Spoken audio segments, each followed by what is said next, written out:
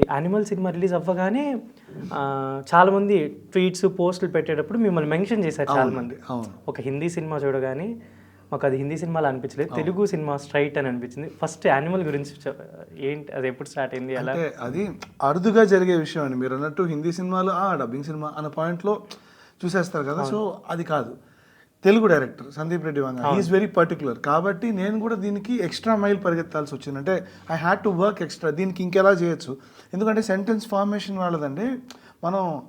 నేను అక్కడికి వెళ్తాను అని మనం అంటాం అనుకోండి, నేను వెళ్తాను అక్కడికి అని ఉంటుంది వాళ్ళది. వాళ్ళ సెంటెన్స్ ఫార్మేషనే రివర్స్లో ఉంటుంది. సో దీన్ని బ్రేక్ చేయాలి.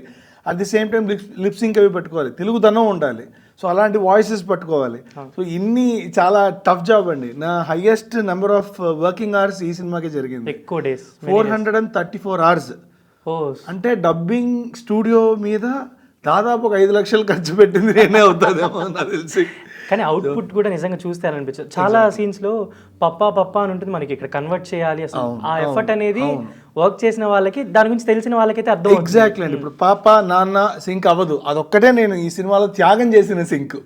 ఎందుకంటే మేము ఫస్ట్ దీని మీద కూడా మాకు చాలా ఫస్ట్ నుంచి నాకు సందీప్ గారికి ఇది పాప పెడదామా నాన్న పెడదామా, ఎలాగో మనం సింగిల్ టర్బన్ అవన్నీ ఉన్నాయి కాబట్టి వాళ్ళు పంజాబీస్ అనే చూపిస్తున్నాం కాబట్టి జియోగ్రఫీ ఎక్కడ మనం మార్చలేం, విజువల్లీ మనం వి కాన్ చేంజ్ ఎనీథింగ్. కాబట్టి వీల్ రీటైన్ సేమ్ పేర్లే పెడుతున్నాం, బల్బీర్ సింగ్ అలాంటి ఆ పేర్లే పెడుతున్నాము.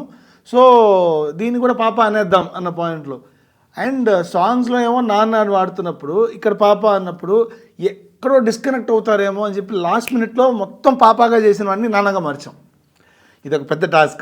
హోల్ సినిమాలో ఎత్తుక్కొని మళ్ళీ ఎక్కడెక్కడ ఉన్నాయో అవన్నీ మార్చాల్సి వచ్చింది. ఎందుకంటే పోతే పోయింది ఒక్క సింక్, ఈ ఒక్క సింక్ త్యాగం చేద్దాం, మిగతా అన్ని చోట్ల మనం మాక్సిమం ఇస్తున్నాం కదా అని చెప్పి. సో నాన్న అనడం వల్ల అట్లీస్ట్ ఒక ఎమోషనల్ కనెక్ట్ అయితే వచ్చింది థియేటర్లో. అందుకే తెలుగు సినిమా చూసిన ఫీలింగ్ అయితే వచ్చింది. చాలా మంది అన్నారు ట్రెమెండస్ రెస్పాన్సెస్. నిజంగా కలెక్షన్స్ కూడా చూసుకుంటే తెలుగు ఫస్ట్ బ్రేక్ ఈవెన్ అయింది, తెలుగులోనే అయ్యింది break even. RTC cross roads లో కూడా ఒక రికార్డ్ కూడా ఏదో బ్రేక్ చేసి నేను వెళ్ళాను, మాస్క్ పెట్టుకుని వెళ్ళిపోయాను, మల్లికార్జున్కి వెళ్ళాను నేను మార్నింగ్ షో. చాలా మంచి రెస్పాన్స్. అంటే కొన్ని హిందీలో కొన్ని నానుడులు ఉంటాయి, అవి మనం అదే యథావిధిగా వాడలేం.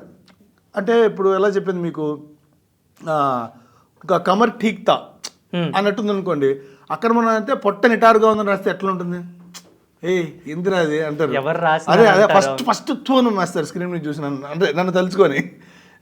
నేను రాశాను అక్కడ సింహం మా నాన్న ఇప్పుడు మూడు బుల్లెట్ దిగినా కూడా రొమ్ము విరుచుకొని కూర్చున్నారు అంటే అది వచ్చిన ఇంపాక్ట్ ఇస్తుంది. సో అలా ఎక్కడెక్కడ మార్చగలమో అక్కడెక్కడ మార్చుకుంటూ వెళ్ళాం. మీకేమన్నా అయితే దునియా జలా దొంగ అంటాడు హిందీలో, అయితే నేను ఢిల్లీ తగలెట్టేస్తాను అన్నాను.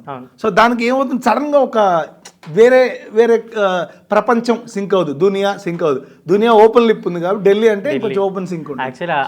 ఒక్క సీన్ రాగానే థియేటర్ మొత్తం మీకు మంది ఫుల్ రెస్పాన్స్, 100% సాటిస్ఫై అయ్యారన్న మీరు. నాకు తెలిసి వెరీ సాటిస్ఫై. ఇలా ఒకటి కాదు చెప్పుకుంటూ వెళ్తే సినిమా మొత్తం ఇలాగా తెలుగుకి తీసుకురావడానికి చాలా జరిగాయి. అండ్ దీనికి స్క్రిప్ట్ నేను ఫస్ట్ రాసి బాంబేకి వెళ్ళి, సందీప్ గారు ఆయన అక్కడ పనులు చూసుకుంటున్నారు. సో బాంబేకి వెళ్ళి ఐ స్టేట్ దేర్, స్క్రిప్ట్ కూర్చొని ఇది రాశానని నేను చూపించి, ఈయనకి ఎలా ఉంటుంది ఇక్కడ మన పక్కన టీవీ మానిటర్ ఉంటే కనుక అక్కడ పెట్టుకొని ప్లే మ్యూట్ నేను చేసి ఇలా ఉంటుందండి సింక్ చూపించారు. నేను మొత్తం సినిమా స్క్రిప్ట్ రీడింగ్ చేశామండి, హోల్ ఫిల్మ్ నేను అందరికీ స్క్రిప్ట్ రీడింగ్ చేశాను. అంటే సందీప్ గారు ప్రతి క్యారెక్టర్కి ఆయన ఎదురుగా ఉంటే స్క్రిప్ట్ రీడింగ్ చేశామన్నమాట. సింక్ అనేది ఇలా ఉంటుందా, డబ్బింగ్ అనేది ఇంత ఉంటుందా అని చెప్పి హీ వాజ్ ఆస్కింగ్. నాకు ఈ క్రాఫ్ట్ గురించి అస్సలు తెలియదు, ఇదేదో కొత్త ప్రపంచం, ఇది I have to learn more అన్నట్టు హీ వాజ్ సేయింగ్. మాకు చిన్నప్పటి నుంచి ఇదే అలవాటు కదండి అన్న పాయింట్లో ఐ వాజ్ సేయింగ్. సో ఇలా వీ హ్యాడ్ గుడ్ టైమ్ అండి. సో ఇది ముందు సందీప్ గారికి నన్ను ఇంట్రడ్యూస్ చేసింది అర్జున్ రెడ్డిలో కమల్ అనే పాత్ర పోషించున్నాడు, కళ్యాణ్ విట్టప్పు అని. సో తనతో నేను అంతకుముందు నేను కలిసి పనిచేసాను ఒక సినిమాకి మైడియర్ మాట్లాడినామని. సో అందులో మంచి పరిచయం, బావా అని, నెల్లూరు. సో మీది నెల్లూరే మాది నెల్లూరే ఫీలింగ్లో మేము ఫ్రెండ్స్గా ఉండేవాళ్ళం. ప్లస్ దీనికి మంచి రైటర్ని ఒకళ్ళు కావాలని సందీప్ గారు కళ్యాణ్ అడిగితే ఆయన చెప్పారు, మీరు ఖైదీ చూసారా అని అడిగాడు. చూశాను అన్నాడు. ఆకాశం నిద్ర చూశాను, నాకు చాలా నచ్చింది తెలుగు వర్షన్ అన్నారు. ఆ ఖైదీ ఆకాశం నిద్ర రాసింది ఇతనే సార్ పట్ట. సో రాకేందు అంటే బ్రిలియంట్ చాయిస్ అయితే విల్ గో విత్ హిమ్ అని చెప్పి వెళ్ళాం. సో స్టార్టింగ్లో ఏం జరిగింది, నాకు కరెక్ట్గా వచ్చిన పర్సనల్ పనులు పడ్డాయి. ఆయన అప్పుడు డేట్ కూడా ఫస్ట్ ఇనిషియల్గా గుర్తుంటే ఆగస్ట్ అనుకున్నారు. అది పుష్ అయ్యి డిసెంబర్కి రావడానికి ముందు అసలు టైం లేదు, ఇది లేదు, నాకు పర్సనల్ ఎమర్జెన్సీ పడింది. నేను మధ్యలో కొన్నిసార్లు ఎవరి ఫోన్లో ఎత్తలేదు, because I was in my personal things. Sandeep గారు టెన్షన్ అయిపోయారు అక్కడ, డూడ్ అవి డూయింగ్ దిస్ ఆర్ నాట్ అన్న పాయింట్కి వెళ్ళిపోయారు ఆయన.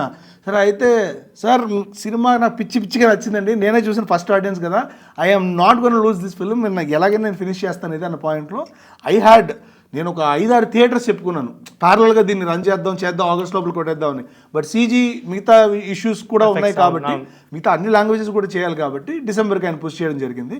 ఆ తర్వాత సజావుగా చేసుకుంటూ వెళ్ళాం. దెన్ ఆయన ఇనిషియల్లీ రాకేందు నుంచి డూడ్ నుంచి మామ దాకా వచ్చింది. So I'm so glad Sandeep గారితో మంచి పరిచయం మొత్తం సినిమా అంతా అయిపోయి మొత్తం ఇప్పుడు కలెక్షన్స్ అంతా చూసి లాస్ట్ లో రాంగ్ ట్వీట్ చేశారు యాక్చువల్లీ. అసలు సందీప్ నీ కాల్ నాకు ఫోటో వాట్సాప్ చేయి నేను పెట్టు షాక్ అసలు. అంటే ఆర్జీవి గారు ఒక చేంజ్ తీసుకొచ్చారు మూవీస్ లో, అండ్ ఇప్పుడు ఆయన కూడా కాంప్లిమెంట్ ఇవ్వడం అనేది నాకు తెలిసి వర్క్ చేసిన మీలాంటి అదే మూవీలో సందీప్ గారికి చాలా డౌట్స్ ఉండే, రన్ టైం ఇది ఓకేనా ఫస్ట్ అది ఓకే వర్కౌట్ అవుతున్నా అంటే తడిగుడ్డ వేసుకోవచ్చు, అసలు కన్ఫర్మ్ హిట్ సినిమా అండి, మీకు అర్థం కావట్లేదు, నాకు రన్ టైం ఎక్కడ నేను ఫీల్ అవ్వలేదు. ఇన్ఫాక్ట్ మీరు బ్యాక్గ్రౌండ్ స్కోర్తో చూస్తున్నారు, నేను చూసిన ఫస్ట్ వర్షన్ బ్యాక్గ్రౌండ్ స్కోర్ లేకుండా 3:30 ప్లస్ 3:40 మినిట్స్ చూశాను నేను, నాకు ఎక్కడా బోర్ కొట్టలేదు, అదే నాకు బోర్ కొట్టలేదు. ఇంకా ఖచ్చితంగా విత్ బీజిఎం అయితే మీ సౌండ్ సెన్స్ చాలా బాగుంటుందండి. I really respect you for that. అర్జునట్లు కూడా చింపేశారు సౌండ్ డిజైన్. ఇప్పుడు మన తెలుగు సినిమా రెగ్యులర్గా చూసామంటే స్టార్టింగ్ నుంచి ఎండింగ్ వరకు మ్యూజిక్ కొడతానే ఉంటారు, సైలెన్సెస్ ఉండవు, పాజెస్ ఉండవు. ఇది ఆయన చాలా క్లియర్గా చేస్తారు ఆ పని. సడన్గా ఒక మ్యూజిక్ పెడతారు, ఆ మ్యూజిక్ ఒక వాల్యూ పెరుగుతుంది దానివల్ల. సో అవన్నీ చేశారు. నేను ఆయనతో అదే పోల్చాను. మార్టిన్ స్కార్సెసీ ఫిల్మ్స్ నాకు చాలా ఇష్టం అండి, మీది అలా ఉంటుంది అనిపిస్తుంది నాకు. అంటే ఆయన డ్రామాని చాలా రియలిస్టిక్గా తీస్తాడు, ఇంటెన్స్గా తీస్తాడు, పర్ఫార్మెన్స్ చాలా న్యాచురల్గా ఉంటాయి, నిజంగా కళ్ళ ముందు జరుగుతుంది, మనం క్యాప్చర్ చేసినట్టు ఉంటుంది. మీ సినిమాలు నాకు అట్లా అనిపిస్తాయి అంటే డూడ్ నాకు రణబీర్ కూడా ఇదే మాట అన్నారు, if you are Martin Scorsese I'm your DiCaprio అన్నారు. సో విచ్ ఇస్ వాళ్ళు కూడా చాలా హ్యాపీ అంటున్నారు తెలుగు వర్షన్ తో రణబీర్ కపూర్ రష్మిక. స్వీట్ ఆడండి చాలా, ఆయన అంత కోపం ప్రదర్శించారు కదా రుద్రరసం, చాలా అసలు కోపమే రాదు ఆ వ్యక్తికి బయట, అంత మంచి మనిషి, చాలా కూల్ అండ్ కామ్.